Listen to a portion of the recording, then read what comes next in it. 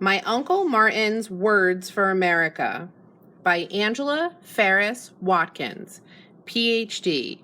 Illustrated by Eric Velasquez.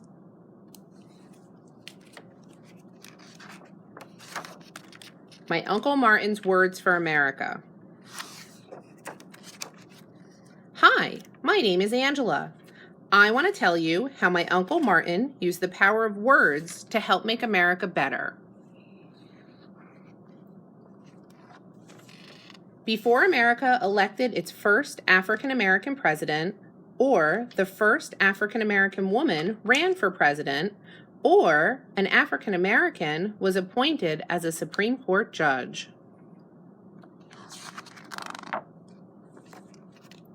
Before African-Americans became astronauts, or Hollywood directors, or billionaires, America was a very different place.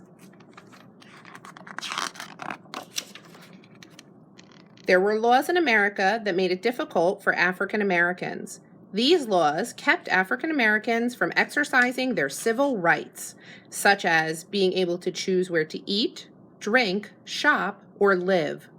They were called Jim Crow laws. Jim Crow laws prevented African Americans from enjoying life as other people did. African Americans were segregated, kept apart from white Americans. Some people believed in segregation. They were prejudiced. My Uncle Martin did not believe in Jim Crow laws or segregation. He was very disturbed with the way things were in the United States. He became a leader of the American Civil Rights Movement. His name was Martin Luther King, Jr. Uncle Martin worked hard to change Jim Crow laws. He stood up and spoke out against them. He said to crowds of hundreds and thousands of people that new laws should be created that would give African Americans civil rights. It was a good thing he did, because people stopped and listened to him. His deep and captivating voice had rhythm and vibration, just like music. Uncle Martin's voice had power, and so did his words. Uncle Martin believed that the solution to changing Jim Crow laws was love. So he used the words of love, and that's when America began to change. Slowly and bit by bit, America changed. When prejudiced people bombed his house where his wife Coretta, my aunt, and his first baby Yolanda, my cousin, were at home, Uncle Martin said with a loud voice, "Non-violence." The prejudiced people bombed his house because they didn't want him to fight against Jim Crow laws. Non-violence means that you will not use hate, weapons, or harmful words to solve your problems. You will only use love. Some people wanted to fight back with guns, but Uncle Martin said non-violence or non-existence. By this he meant that only love would solve problems. Violence would result in people hurting one another, and some might die. When Uncle Martin used the word non-violence, people listened, and things began to change. The people who wanted to fight back with non-violence put away their guns and words of hate. They listened to Uncle Martin talk about how much more powerful love is. He showed them how unconditional love would give them the power to change things. Uncle Martin cried out justice in Montgomery, Alabama, where African Americans were forced to sit in the back of city buses or stand and give their seats to white Americans if the bus was crowded. Uncle Martin said, "Let justice roll down like waters." He meant that everyone should be treated fairly. When Uncle Martin used the word justice, people listened and things changed. African Americans boycotted the bus company. They stopped riding the buses. Uncle Martin's words of love gave them courage, and for 381 days, African Americans walked or rode in carpools. Then, the rules on the city buses changed. The United States Supreme Court ruled that segregation on buses was against the law. African Americans and all Americans could sit wherever they wanted to. Uncle Martin called out for freedom in public letter that he wrote from his jail cell in Birmingham, Alabama. "We will win our freedom," he wrote when he was arrested for trying to change the laws in Birmingham. These laws kept African Americans from using the same water fountains as white Americans, or eating in the same restaurants, or using the same restrooms.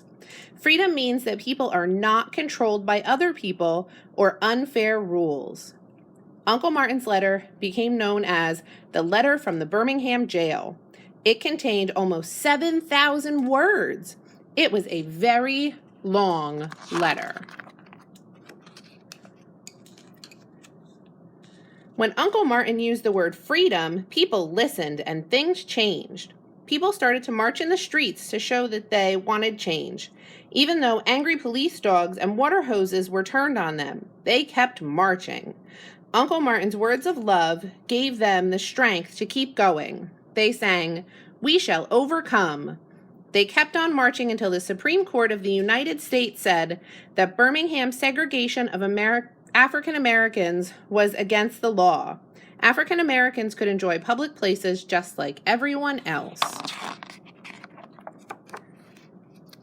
When Uncle Martin spoke of brotherhood to thousands of people at the Lincoln Memorial in Washington, D.C., he delivered his famous "I Have a Dream" speech. Standing on the steps of the Lincoln Memorial, Uncle Martin said that we should all sit down together at the table of brotherhood. By that, he meant that we should all come together and love each other as family. When Uncle Martin used the word brotherhood, people listened and things changed. African Americans and white Americans returned to their homes and worked even harder to end the laws that prevented African Americans from enjoying public places like amusement parks and hotels all over the United States. Soon after, a new law was passed, the Civil Rights Act of 1964, and segregation at parks, hotels, and other public places ended. Uncle Martin shouted equality to thousands of people in Selma, Alabama, in order to remove the laws that kept African Americans from voting. Equality means that no one is treated differently from anyone else. When Uncle Martin used the word equality, people listened, and again, things changed. Thousands of people marched. They started in Selma and headed for Montgomery, Alabama.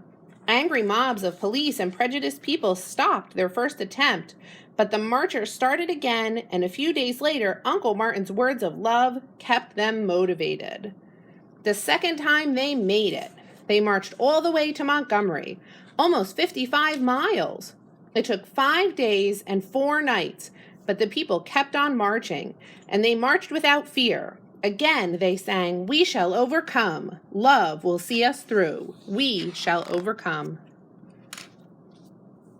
After the march, a new law was passed. The 1965 Voting Rights Act ruled that it was against the law to do things that would keep African Americans from voting, like charging them a poll tax and giving them difficult tests. African Americans could then go straight to the voting polls like everyone else. I'm so glad Uncle Martin spoke because people listened, and America has never been the same.